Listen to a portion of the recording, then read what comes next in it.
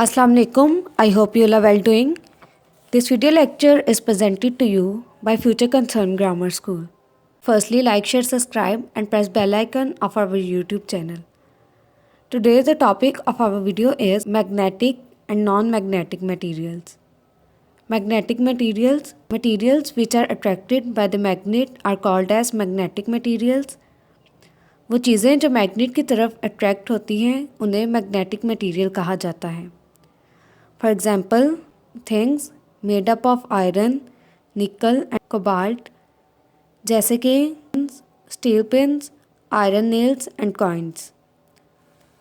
Non magnetic materials, materials which are not attracted by the magnet are called as non magnetic materials. वो चीज़ें जो magnet की तरफ attract नहीं होती उन्हें नॉन मैग्नेटिक मटेरियल्स कहा जाता है. For example copper, wood, plastic, rubber and glass. This is our today topic.